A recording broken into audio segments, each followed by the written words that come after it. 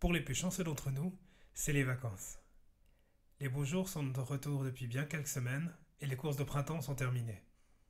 Pour certains, c'est la transition avec la saison des courses de montagne et pour d'autres, c'est l'occasion de reposer nos esprits et surtout nos organismes après ces 6 premiers mois intenses. C'est important de se faire plaisir et de recharger les batteries. Ça permettra de relancer la machine avec une plus grande motivation à la reprise. À titre personnel, ce printemps a été très compliqué en termes sportifs parce que j'ai dû recommencer une préparation comme si je venais de débuter la course à pied. La faute, très certainement, à une impatience qui a fait que j'ai toujours voulu en faire trop et trop vite. Heureusement, j'ai l'impression d'être dans le droit chemin maintenant pour retrouver mon meilleur niveau et ce qui est génial, c'est que je sens que mon organisme arrive à absorber l'augmentation progressive de mon volume d'entraînement. Avant de tirer la prise pendant quelques semaines pour des vacances bien méritées, je vous propose un épisode où on va parler avec mon invité de l'importance de la récupération et de la meilleure solution de détente que je connaisse, le massage. On verra que le massage, au-delà de son aspect réconfortant, est une méthode de récupération qui est utilisée par les grands champions pour absorber les gros volumes d'entraînement et les aider à revenir à leur meilleur niveau suite à une blessure. Mon invité nous donnera également quelques conseils que vous pourrez appliquer dès à présent après vos séances d'entraînement particulièrement intenses. Installez-vous confortablement dans votre siège avec la fonction massage et c'est parti. Bonne écoute.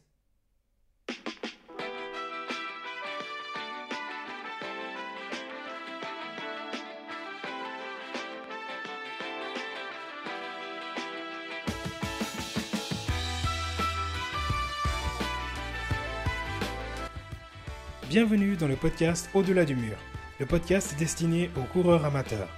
Je suis Hugo Cabral. 2 fois par mois, je vous donne rendez-vous pour aborder les sujets comme l'organisation quand on n'a pas de temps pour faire du sport, la nutrition avec des conseils pour toute la famille ou encore la préparation mentale afin d'atteindre vos objectifs tout en jonglant avec vos responsabilités parentales.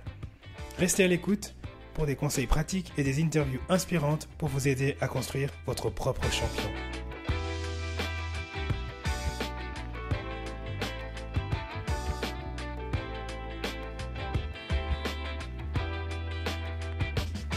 Bienvenue Michel, c'est vraiment un plaisir de te recevoir ici. Comment vas-tu? Bien et toi, merci beaucoup de m'accueillir chez toi, Hugo. C'est vraiment un plaisir, Michel, le masseur des stars, le masseur des athlètes élites. Pour les gens qui ne te connaissent pas, qui es-tu? D'où est-ce que tu viens? Alors, je m'appelle Michel, j'ai 33 ans et puis j'habite dans la région de la Sarine actuellement à Farvani. Je suis assistant en soins et santé communautaire à la base. J'ai formé des apprentis également dans mon métier. Et puis maintenant, depuis 2019, que j'ai mon papier de massothérapeute en massage classique, en massage thérapeutique. Et puis, j'ai suivi d'autres formations complémentaires, dont les points trigger, le massage sportif beaucoup plus spécifique. Et puis, je suis en train de suivre actuellement une formation d'acupressure à côté. J'ai pour... comment Je suis aussi un sportif. J'ai nagé une dizaine d'années. Actuellement, ça fait une petite dizaine d'années que je fais du ski de fond l'hiver, surtout le ski classique. Et puis, je fais pas mal de vélo depuis une vingtaine d'années. J'ai eu été par le passé un rôle de moniteur JS dans un club. Et puis voilà. Excellent, c'est un menu assez copieux. Qu'est-ce qui a fait que tu t'es retrouvé à faire massothérapeute? Alors, en fait, par le passé, j'avais ma grand-maman qui était en MS. Elle souffrait pas mal de problèmes de santé comme de la polyarthrite. Et puis, elle me disait toujours, mais fais quelque chose de tes mains en plus, parce qu'il m'arrivait de lui appliquer de la crème, etc., au niveau de ses articulations. Et moi-même, dans mon métier d'ASSC, il y a un toucher particulier au travers de ma façon de travailler et puis du ressenti des résidents ou des bénéficiaires de soins, que ce soit dans le milieu de stage ou milieu de travail. Et ce qui a fait que je me suis dit pourquoi pas découvrir encore autre chose, d'autres facettes de mes capacités. Et puis à travers le milieu du cyclisme, on a pu découvrir énormément de documentaires maintenant sur la la facette à côté du sport, pas seulement les voir courir sur des sommets, sur des montagnes, mais en plus les voir dans leur vie au travers des équipes, comme le fait de se faire masser ou de se faire une séance d'ostéopathie après une compétition pour pouvoir être en forme pour le lendemain, etc. C'est ça qui m'a donné vraiment l'envie de pouvoir accompagner des gens pour permettre d'être mieux quoi, le lendemain ou d'être mieux peut-être sur du long terme, etc. Vouloir soutenir la performance, que ce soit monsieur et madame tout le monde, ou aussi les athlètes.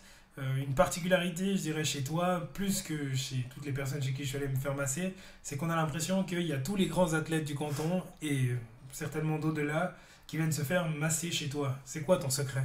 Alors, ben, c'est vrai que j'ai maintenant depuis septembre 2020 un cabinet qui a pris forme du côté d'Esch-Arlens, donc dans un petit village en Gruyère. Et puis, dès le départ, quand j'ai eu l'opportunité de me lancer, donc il a fallu en fait une année globalement d'attente pour me dire, voilà, là c'est peut-être le point de départ, et puis il faut commencer à me lancer dans ce massage. J'ai eu le contact avec un sportif qui me connaissait à côté dans la vie privée, et puis il m'a dit voilà, je suis blessé, j'ai été opéré d'un genou, est-ce que tu peux faire quelque chose pour moi? Et du coup après une première séance il m'a dit voilà, j'aimerais peut-être te voir 2 3 fois par semaine. Puis suite à ça, ben, son genou a amélioré lors de sa rééducation, et puis son médecin qui l'a opéré a jugé qu'il y avait 1 mois et demi, 2 mois de rééducation plus rapide que d'habitude, par rapport au fameux protocole opératoire qu'on connaît quasi tous dans le milieu médical. Et puis je me suis dit, voilà, il y a quelque chose à faire. Et puis suite à ça, bah, j'ai trouvé un local. Et puis je me suis dit, ben, pourquoi pas contacter certains sportifs que je voyais sur les journaux, sur les différents sites internet ou sur des pages comme les réseaux sociaux, etc. Dont là, ça débutait en contactant ben, typiquement des trailers, des gars qui font de la course à pied, des gens qui font de la lutte ou de la natation, du cyclisme, etc. Et puis en leur proposant un espèce de partenariat sponsoring. Et puis si ça a matché, ben, ça match encore actuellement. Et puis c'est comme ça que ça permet de, ben, eux... comment leur performance ben, elle continue d'évoluer, et puis ça leur permet d'éviter d'être blessé, d'être vite sur le carreau, et moi en même temps ben, d'une certaine manière me fait connaître, et puis ben, c'est une grande satisfaction de pouvoir accompagner des gars qui font des bons résultats quoi. Ouais, c'est le cas de le dire. On va parler notamment de Mathieu Clément, Exactement, qui a fait 10e à son premier UTMB, c'est ça? exactement, voilà. Il a eu une moins bonne fortune l'année passée, mais je suis persuadé que cette année, ça se passera mieux. Tu suis aussi pas que des trailers, donc tu parlais de cyclistes, de triathlètes, de gens qui font du swimrun. C'est toute la palette des sports possibles et imaginables. Alors ben déjà on a de la chance déjà d'être en Gruyère, et puis en Gruyère ben on a énormément de possibilités entre la montagne, le lac et les routes, la campagne, etc. pour pouvoir pratiquer son sport. Il y a énormément de sports possibles, avec énormément, bien un certain nombre de clubs aussi disponibles.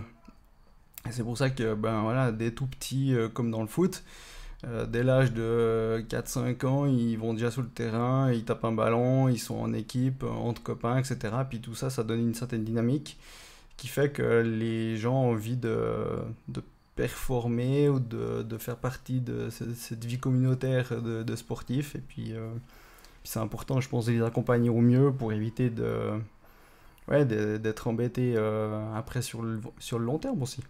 Clairement. Là, tu parlais de récupération, de performance, de maintien de la performance. Euh, Là, il y a les vacances qui approchent. Tout à Alors, fait. on enregistre cet épisode un peu avant la fin de l'année scolaire, mais les vacances approchent. C'est bientôt la pause. C'est d'ailleurs la pause de la majorité des courses avant le grand rush des trails et des UTMB durant le mois de juillet et d'août. On va enfin pouvoir en profiter. C'est quoi les muscles qui sont les plus sollicités? Alors je dirais plutôt en priorité la course à pied trail, vu que c'est un peu l'objet du podcast, mais on peut aussi peut-être après parler des autres typologies de bobos qui peuvent toucher les autres athlètes. Mais en commençant par la course à pied et le trail, c'est quoi les muscles que tu dois le plus souvent traiter avec tes massages? Alors, il faut savoir que déjà, notre corps humain, c'est un peu un ordinateur qui est beaucoup plus sophistiqué que ça, et puis du coup, il va gérer plein de facteurs en même temps, hein, en temps réel. Et puis, dont la course à pied, c'est un sport qui va demander énormément de sacrifices de tout notre organisme, que ce soit simplement déjà le rythme cardiaque qui va s'accélérer, un rythme pulmonaire qui s'accélère également. Et puis avec ça, ben, ça nous permet de faire un bon mouvement du corps et puis nos muscles qui sont là pour nous mettre en mouvement. Donc c'est important que tous ces muscles soient bien hydratés, qu'ils soient suffisamment euh, comment qu'il y a suffisamment de sang qui arrive, qu'il y a suffisamment d'oxygène qui arrive et puis de nutriments. Et tout ça ben, fait que si on manque de quelque chose, notre corps va essayer de compléter, mais à un moment donné, ben, il n'y a plus. Et puis, ce qui fait que certains muscles, ben, ils vont se contracter, qui vont se raidir, qui vont être douloureux, etc. Et typiquement pour la course à pied, euh, les premiers muscles qui vont être sollicités, c'est les muscles du pied, comme les fléchisseurs, extenseurs des orteils, etc. par exemple. Après, on a tout ce qui est tibial, au niveau tibial antérieur, les gastrocnémiens, le muscle solaire, les popliteés qui sont au niveau des genoux. On a ensuite tout ce qui est au niveau des cuisses, donc les ischios, quadriceps, le tenseur fasciae lata, les adducteurs, le psoas, les muscles inguinaux, etc., ou grands fessiers. C'est des muscles qui sont extrêmement importants de prendre soin. Mhm. Tu parles, enfin, quand tu citais ces muscles, ces différentes parties du corps, je sentais chacune de ces parties, je me disais, oh purée, ah ouais, je me rappelle, j'ai déjà eu mal dans dans ces zones-là. Puis il n'y a pas que ces muscles-là qui sont sollicités, hein. Il faut savoir que on va aussi mettre en route ben, les muscles du dos, des bras, au niveau des muscles aussi très internes, comme voilà, comme je disais avant, le psoas qui est un muscle extrêmement important. On a tout ce qui est les dorsaux, les carrés des lombes, les intercostaux, les intervertébraux. Ça peut être aussi les scalènes, puis au niveau du cou, les trapèzes également, pour les mouvements des épaules. Tout ça va nous mettre que le corps, il va être en mouvement. Et puis, il faut en prendre compte.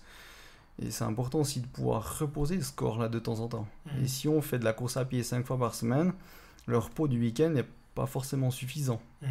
Tout dépend aussi de la cadence, la fréquence, etc. Et le taux de sollicitation.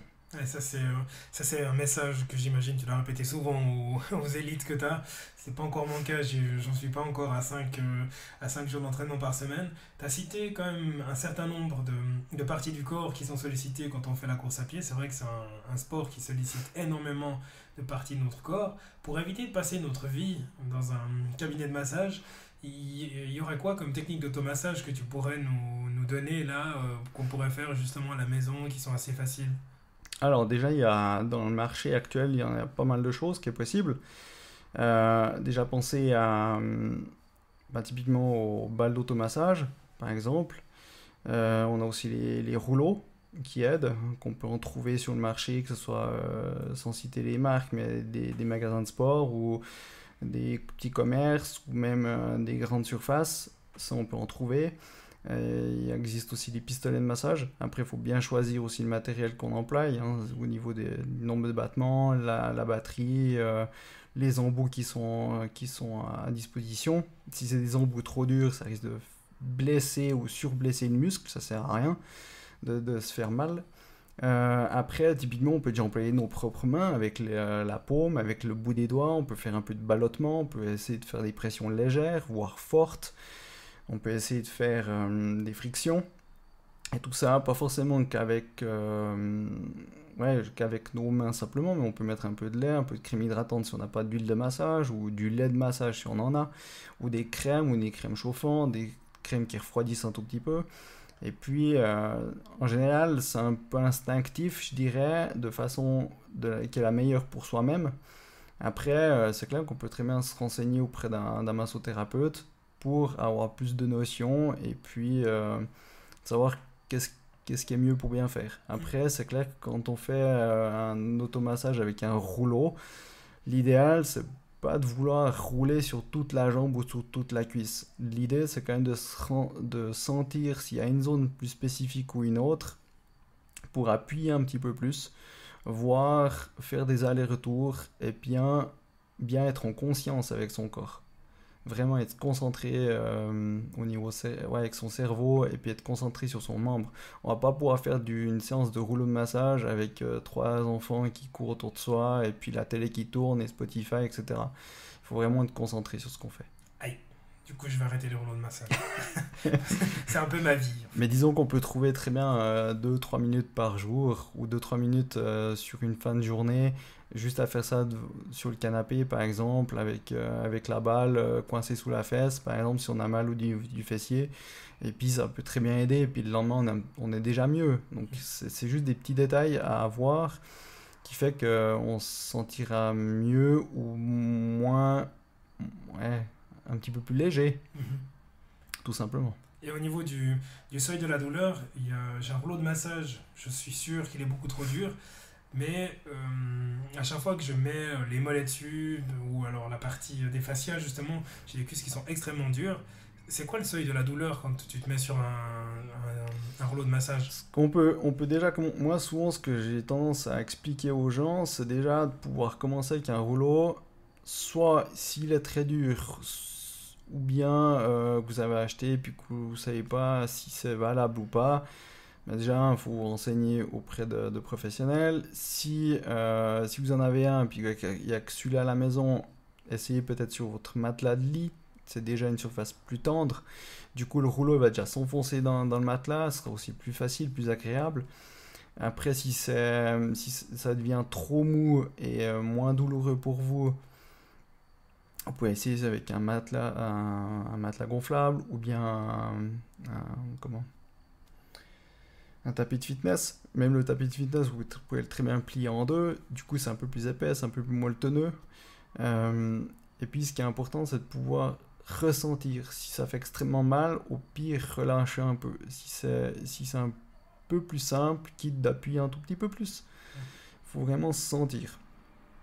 C'est vraiment adéquat et c'est propre à chacun. Génial. Je vais essayer dès ce soir. Après un entraînement, si je dis par exemple un entraînement assez appuyé où j'ai fait les intervalles, ça serait quoi les précautions, je dirais, que je pourrais prendre au niveau de ma récupération pour être le plus fit le lendemain? Alors sans à nouveau rentrer dans les techniques d'automassage, mais quel serait le meilleur réflexe que je pourrais faire pour déjà améliorer ma récupération? Un de un, c'est penser à l'hydratation. Déjà pendant le sport, en général, il faudrait boire toutes les 10-15 minutes quelques gorgées. Ça permet déjà d'éviter trop de perte ou une perte d'énergie aussi par rapport à son corps. Quand on fait une activité physique, on va de toute façon transpirer un peu. Si on a l'impression de ne pas transpirer, que ce soit un sport en hiver ou un sport en milieu aquatique, on transpire. On a l'impression de ne pas transpirer, mais en fin de compte, c'est tout à fait faux. Notre corps va quand même employer un certain nombre d'énergie et puis on a besoin de faire circuler ce sang et puis c'est par cet apport d'hydratation qui est nécessaire. Donc déjà ça. Après on peut penser à l'état de sommeil aussi. Si on sent qu'on est un peu fatigué, prioriser peut-être d'aller dormir un peu plus vite, voire se mettre un lieu au calme, essayer voilà, si on fait une bonne séance, aussi conscientiser le fait d'avoir du repos. T'as un peu dit les choses essentielles, effectivement, dont il faut faire attention à la fin d'un entraînement. C'est récupérer et reconstituer ses réserves d'énergie, la récupération et puis la nutrition. Il y a pas vraiment de secret, quoi, clairement. Voilà, il n'y a pas grand chose à faire de plus, si ce n'est, là, on peut quand même faire un peu d'automassage, on peut se prendre une douche chaude, on peut se prendre un bain froid, on peut vraiment varier et ça dépend aussi du temps qu'on a à disposition, surtout avec la vie chargée qu'on peut avoir actuellement. Euh, donc on va passer un super été, en tout cas j'espère. Euh, L'année passée, à la reprise, après les vacances d'été, mon premier entraînement, je crois que c'était des séries longues de 3 minutes à une cadence juste infernale. Qu'est-ce qui s'est passé? Je me suis fait une élongation de la cuisse. C'est quoi ton conseil ou tes conseils pour bien reprendre après l'été, particulièrement quand on a quand on a eu un mode de vie pas hyper sain et puis extrêmement sédentaire? Alors déjà, reprendre petit à petit, hein, oser pas forcément se mettre des objectifs trop élevés et puis faut savoir que le sport, la pratique sportive, c'est ça ne doit pas devenir une contrainte, mais bel et bien un plaisir. Et puis l'important, c'est de savoir c'est d'écouter son corps, de reconnaître ses limites, ne pas dépasser ses limites trop rapidement. Chaque muscle a besoin de quelques mois pour s'adapter. Et puis surtout, pour une bonne adaptation, il faut aller progressivement, petit à petit. C'est-à-dire que typiquement, vous avez un objectif comme Nérive-Monaison, vous n'allez pas pendant 3 mois à l'avance faire 4 séances de montée ou de fractionner exprès pour cette course. Il faudra plutôt prendre peut-être sur plus longtemps, sur plus long terme, pour pouvoir faire un joli temps sur cette course. C'est aussi important d'arriver à fixer des objectifs qui sont raisonnables par rapport à vos capacités et puis qui sont réalisables. Ouais, se fixer des objectifs smart, quoi. Il y a un élément qui est pour moi aussi important actuellement, c'est que les réseaux sociaux ou typiquement Strava sont des éléments qui peuvent vite nous laisser influencer de par les images, de par des chiffres qui sont véhiculés. Et tout ça, ça véhicule pas des bonnes choses par rapport à quelqu'un qui veut débuter dans le sport. Ça donne tout de suite vite des côtés extrêmes. Et puis, faut dire que chacun a ses propres capacités, mais on n'aura pas les mêmes capacités qu'un Kylian Jornet, on n'aura pas les mêmes capacités qu'un Marco Odermatt ou qu'un Roger Federer en tennis. Ça, c'est après des années de travail, ils ont sûrement été coachés aussi longtemps, ils ont été soignés pendant très très longtemps à côté, ils ont été suivis, etc. Et puis, alors, on n'a pas tous les mêmes capacités déjà au niveau génétique, et ça, il faut en prendre compte. C'est très juste ce que tu dis sur Strava. J'ai eu une discussion il y a très longtemps avec Dimitri Salin qui me parlait justement du côté un peu Strava, euh, de, finalement un peu de la société où on est constamment à la recherche de la performance. Et afficher ses entraînements sur Strava, une des raisons pour laquelle j'ai plus l'abonnement payant et j'y vais quasiment plus sur Strava, c'est que à chaque fois que tu vas sur le fil, tu vois qu'il y a quelqu'un qui a fait un entraînement. Si tu prends quelqu'un qui a plus ou moins le même niveau que toi, ce qui va se passer, c'est que tu verras systématiquement quand il ira s'entraîner. Et à chaque fois où il ira s'entraîner, un jour où tu t'entraînes pas, il y avait pour moi en tout cas ce petit côté culpabilisant. Alors effectivement, si on voit que, je sais pas, on aime un athlète qui est de la région et puis qu'on a envie de se rapprocher un peu de lui par rapport à ses performances ou avec ses résultats sur différentes courses, puis qu'on a envie de participer au même, quand on a vu sur ce travail qu'il a été s'entraîner 4 fois à la Béra et puis il a fait 2 heures de vélo et ensuite de ça il a fait 3 heures de course à pied, puis encore 2 heures de natation, etc. sur la même semaine, ben, il faut se dire que déjà, il n'a pas la même vie que soi-même. Il a peut-être qu'il travaille pas, peut-être qu'il travaille mais à un faible pourcentage, ou est-ce qu'il est en vacances, ou il a aussi un corps qui répond peut-être mieux à ses capacités, ses demandes physiques qu'il impose à son corps.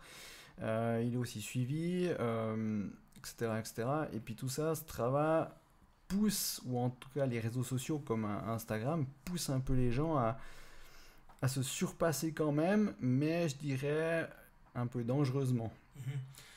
Ce qui me permet directement de rebondir, sur la base des gens que tu reçois chez toi, euh, si on devait donner un pourcentage des gens qui viennent te voir parce qu'ils sont blessés à cause d'avoir voulu en faire trop vite, tu dirais qu'il y a combien de pourcents de gens qui seraient dans ce cas de figure-là?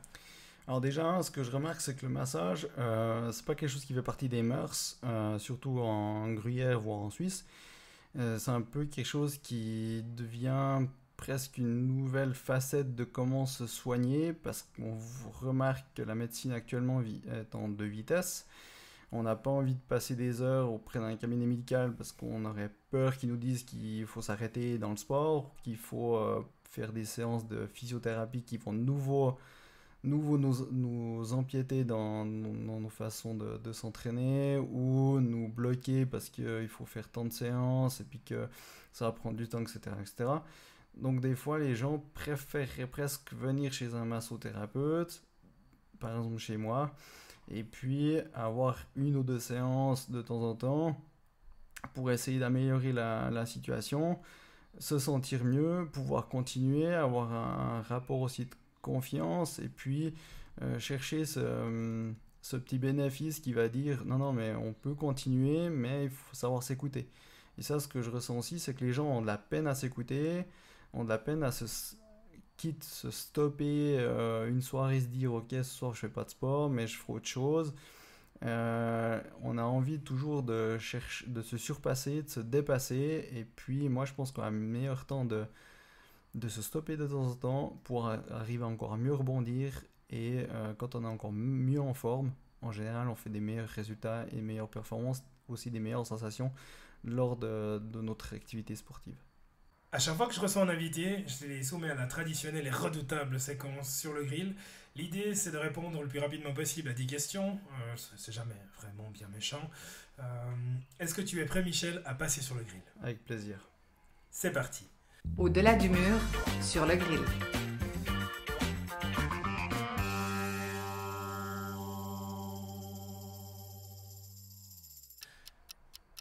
Tu voulais faire quoi quand tu étais petit? J'ai voulu être médecin, mais ça s'est pas comment offert à mes capacités, mais je suis dans le domaine médical, donc c'est déjà pas mal. Peut-être les gens d'une autre manière. Exactement. Pour toi, un bon massage, c'est quand? Complète. C'est surtout lors d'une séance de récupération très positive pour pouvoir permettre au corps de pouvoir continuer lors de sa semaine à n'importe quel an, hein, à n'importe quel moment. C'est juste qu'il faut pouvoir se stopper à un moment donné et se dire voilà, je prends une heure de temps de ma semaine, je me stoppe, je me accouche sur une table et puis j'accueille ce qui vient. Pourquoi je te choisirais comme thérapeute? Je pense être quelqu'un d'assez disponible qui veut pouvoir aider au maximum, donner des réponses, apporter des questions aussi, pouvoir interagir avec la personne. Et puis, c'est pas tout seul qu'on trouve des réponses aussi, en écoutant ce que la personne a à nous offrir. J'ai vu sur ta page Insta que tu as plein de qualités. C'est quoi ton pire défaut? Mon pire défaut, c'est que je pense que je suis un petit peu trop perfectionniste, et que ça me bouffe un peu en énergie. Ouais. C'est pas mon cas. Ton modèle dans la vie? Je dirais, mon modèle a été Lance Armstrong, mais malheureusement c'est quelqu'un qui a un peu menti. Maintenant, il restera quand même mon modèle dans le sens où, malgré tous ses problèmes de santé, il a quand même surmonté tout ça. Il a montré qu'il était capable d'être sur un vélo à plus de 40 ans et continuer à faire de la compétition quand il y était, pour encore 2 années quand il était entre 40 et 41 ans. Et puis, voilà, il a quand même une force de caractère qui est quand même sur une autre planète, quoi. L'athlète que tu rêverais d'avoir sur ta table de massage?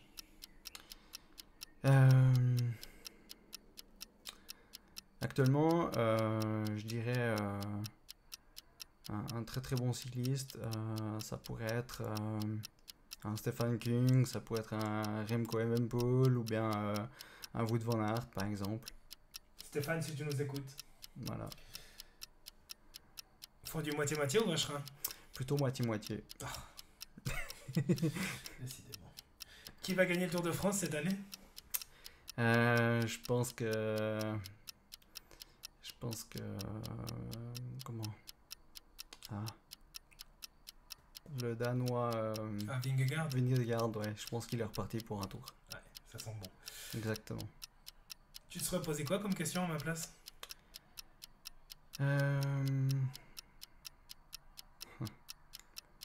C'est dur comme question. Quand la prochaine séance? Et la réponse? À prendre sur l'agenda. Bravo.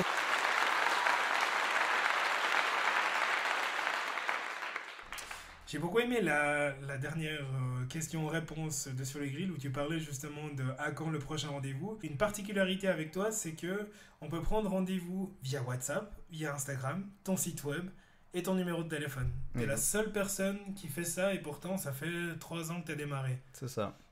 Alors effectivement, j'ai ce moyen de support pour me prendre rendez-vous avec moi. Pour moi, c'est quelque chose d'assez simple, c'est rapide, c'est dynamique. vous avez directement un contact avec moi-même en privé, et puis c'est l'objectif de pouvoir un échange direct. C'est pas vis-à-vis d'une simple plateforme sur ordi ou sur votre smartphone où on n'est pas sûr que ça fonctionne. Et là, dès que je reçois un message de votre part, j'essaye soit dans l'heure, soit dans la journée de vous répondre, et puis on est sûr que c'est fixé et que ça correspond. C'est diablement efficace en tout cas. Exactement.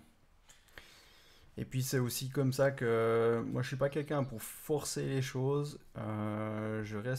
J'attends que les gens se responsabilisent par rapport à leurs besoins et leurs attentes. Donc voilà, je préfère que les gens puissent eux-mêmes prendre la décision d'avoir des soins ou pas. Et puis quand je sens qu'il y a des besoins, ben ça vient de votre part. Il y a une partie de ton travail qui consiste également à soutenir les athlètes.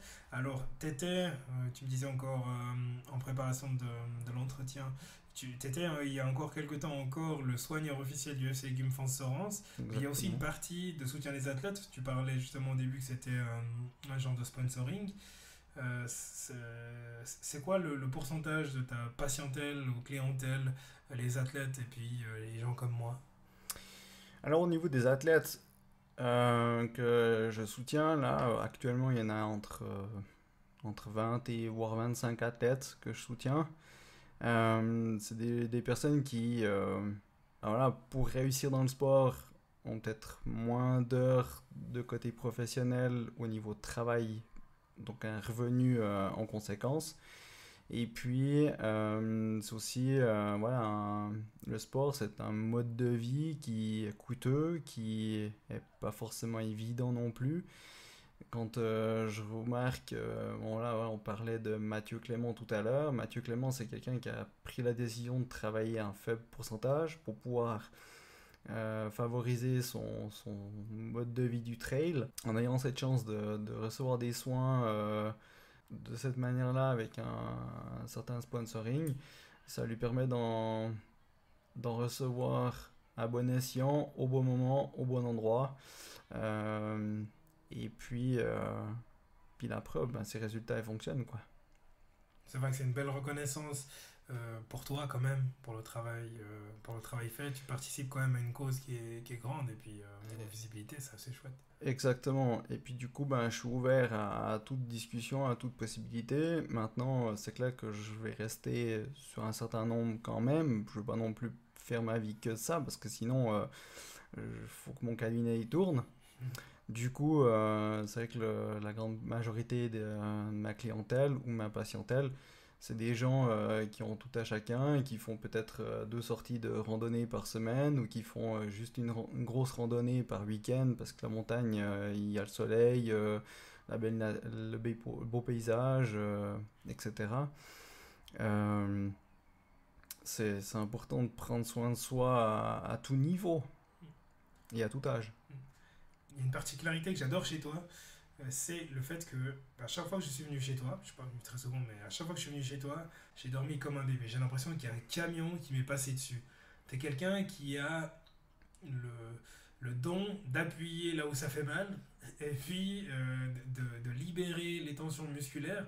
Comment tu te sens après une journée de massage, toi? Alors c'est vrai que moi-même, suivant mes journées, je vais pas mentir, des fois je suis bien fatigué, parce que j'ai beaucoup donné, j'ai beaucoup transmis, mais en même temps je me sens hyper satisfait de ce que j'ai pu accomplir.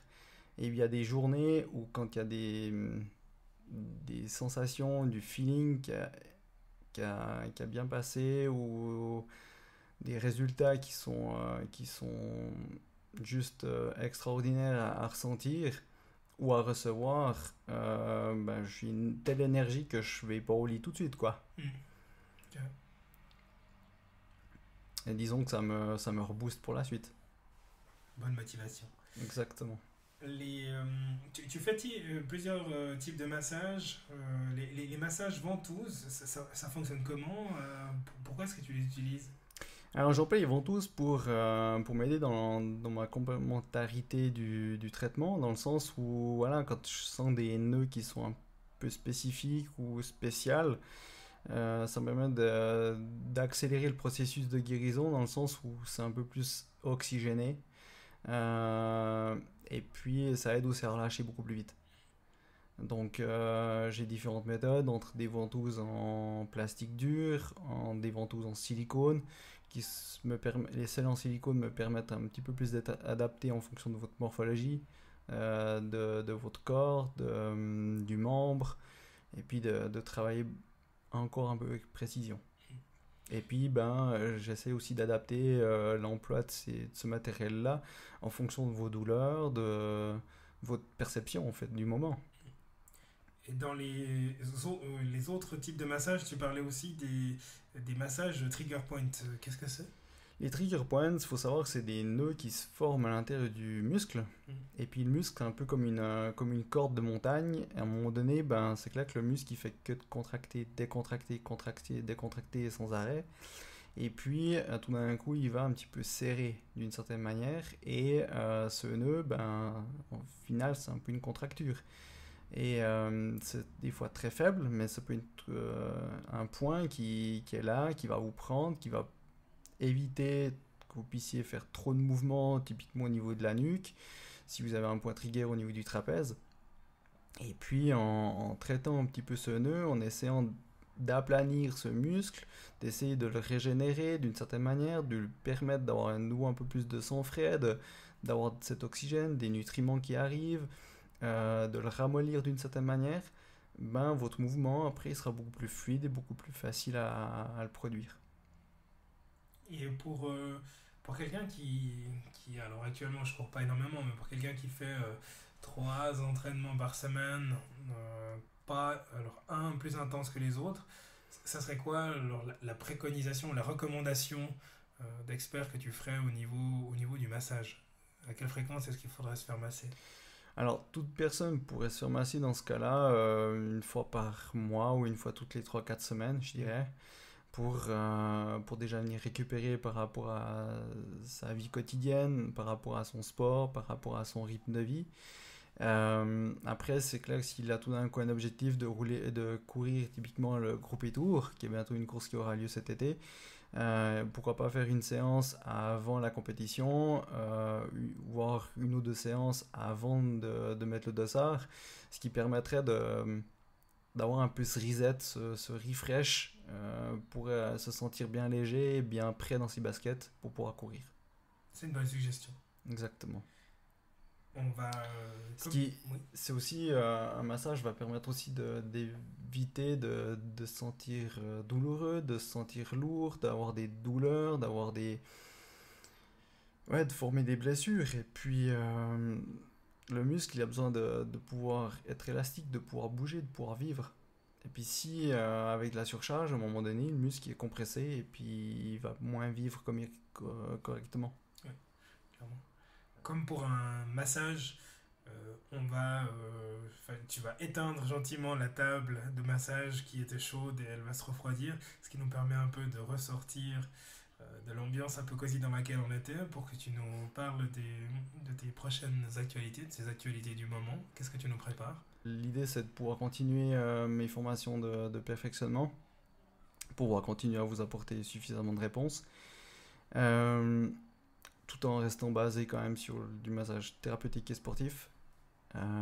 Quand on parle de massage sportif, on est quand même aussi sur du massage qui va apporter du réconfort auprès des personnes qui travaillent sur des chantiers, qui travaillent peut-être sur des toits ou du travail assez physique, voire quelqu'un qui est dans une posture continuelle toute la journée, comme quelqu'un qui est employé de bureau, etc.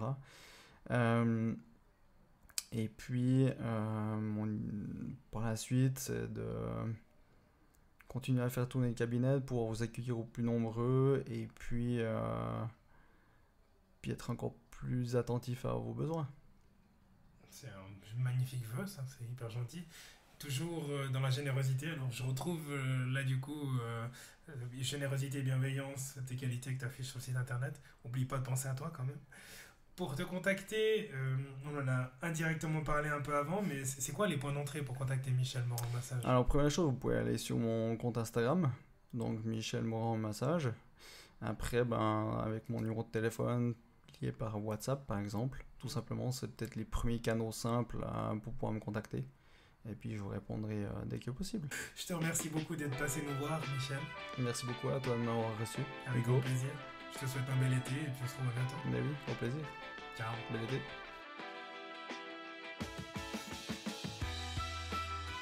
Si cet épisode vous a plu, merci de lui laisser un avis 5 étoiles et partagez-le avec vos amis et votre famille.